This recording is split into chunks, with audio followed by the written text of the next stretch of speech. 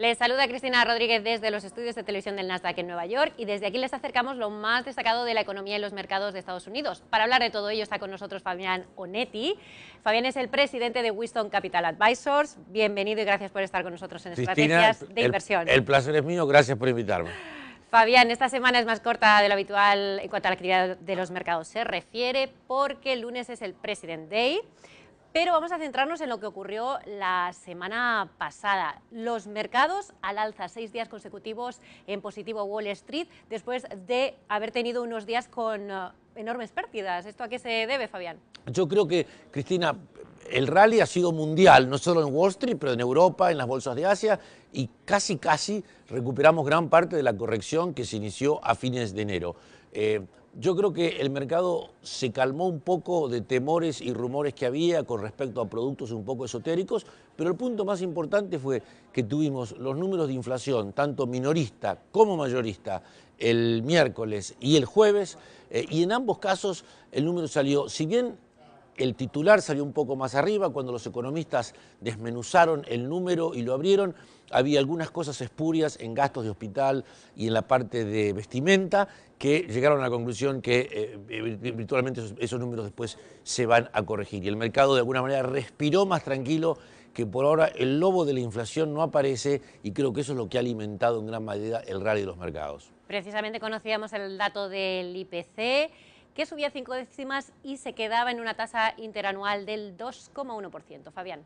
Correcto. El mercado estaba esperando 1,9, fue 2,1, al principio un temor, pero recordemos una cosa, este es el número de inflación de enero que sale básicamente 2 semanas después del mes para una economía muy grande. Muchos de estos números son extrapolaciones estadísticas de muestreos, no es el número final que generalmente se revisa un mes después.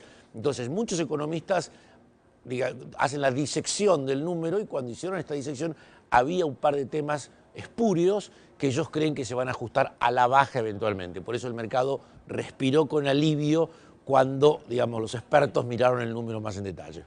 La semana pasada, Fabián, también Donald Trump dio sus presupuestos para el año 2019. ¿Qué destacarías de lo que dijo y crees que se aprobarán? Dos cosas una cosa para destacar, que fue su plan de infraestructura. Mucho anuncio, poco detalle, desafortunadamente. Había una expectativa que a lo mejor podía favorecer alguna industria, otra más o menos, pero no falta detalle por ese lado.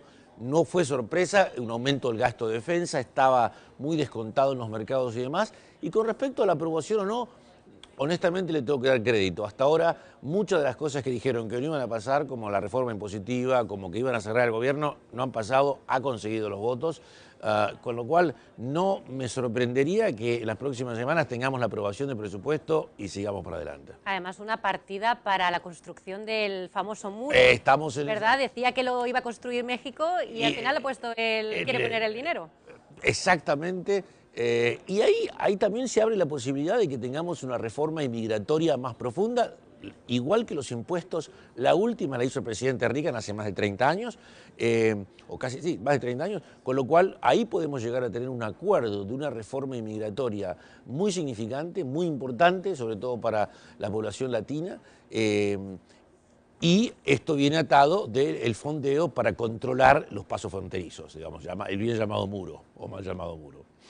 Hablamos ahora de los datos de petróleo. El barril de referencia en Estados Unidos, el West Texas, se quedaba la semana pasada en torno a los $61 y el crudo del Mar del Norte, el Brent, se quedaba rondando los $64 el barril.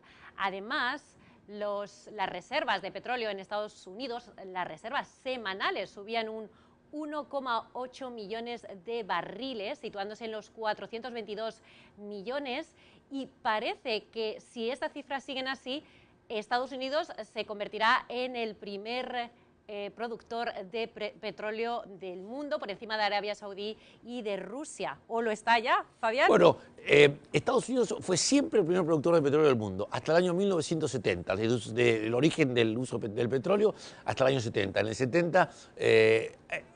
Arabia Saudita se convirtió en el primero, y de ahí entre Arabia Saudita y Rusia o la Unión Soviética estaban entre el primero y el segundo. Prácticamente está confirmado esta semana que producto de todo lo que son los petróleos no convencionales, el bien llamado fracking, Estados Unidos es hoy de vuelta el primer productor de petróleo. Esto ya lo vienen hablando bastante los estrategas, que puede ser una amenaza para la OPEP, porque hoy el productor que hace la diferencia, el swing producer, como dicen, se pasa a ser Estados Unidos y no tanto Arabia Saudita o Rusia. Con lo cual, creo que esto puede tener implicancias importantes en algún momento, no en el corto plazo, pero en el mediano plazo puede ser muy relevante. ¿Podría afectar también al precio del crudo? Definitivamente. Hemos gozado de un crecimiento económico muy importante. La OPEP ha controlado la oferta o el suministro el año pasado y tiene un plan, digamos, de congelamiento, de cuotas congeladas para el 2018. Y gracias a que hemos tenido una demanda mundial muy firme, el precio del petróleo se ha sostenido, si bien ha corregido 6 o 7 dólares desde los máximos de enero, pero en principio con una economía mundial creciente estaríamos ok. Pero claramente estamos en una competencia de quién produce más y Estados Unidos ha pasado, como dijimos, desde hace más de casi 40 años al puesto número 1. Y una nota para el cambio de divisas. A final de la semana pasada, cada euro se quedaba por debajo de los 1,25 dólares. La semana pasada también, Fabián, Estados Unidos sufrió una terrible tragedia, una matanza en un colegio de Florida. A mí me ha llamado mucho la atención que justo después de que ocurriera esto, las acciones de los fabricantes de armas subían en Wall Street. Es una reacción bastante típica porque hay claramente un anhelo público de que haya algún tipo de regulación con respecto o control con respecto a las armas en Estados Unidos. Estados Unidos, como tú bien sabes, Cristina, es el único país del mundo que tiene como parte de su constitución el derecho de los ciudadanos de portar armas.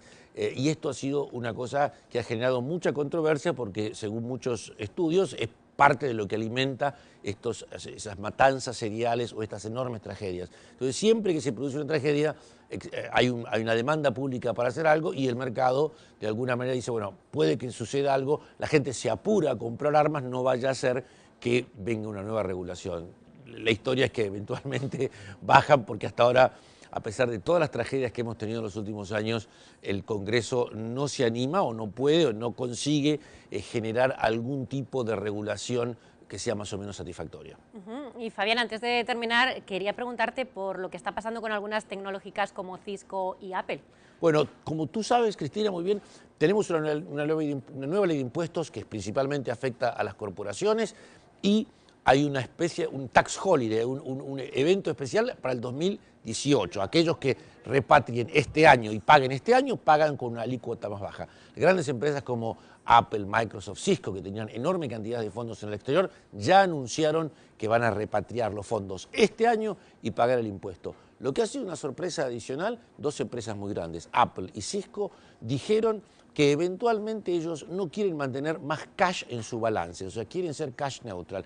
Ese cash les rinde el 1%, estas son empresas muy rentables, que tienen un negocio muy excelente, muy eficiente, entonces dicen, eventualmente queremos llevar ese cash al cero y queremos devolverlo a los accionistas.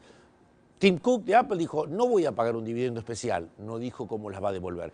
El mercado estima que todo esto va a ser una recompra de sus propias acciones, con lo cual eventualmente vamos a tener menos acciones disponibles para el público con más utilidad por acción, lo cual el mercado lo ve como positivo. Se espera que otras empresas similares hagan declaraciones por el estilo en las próximas semanas.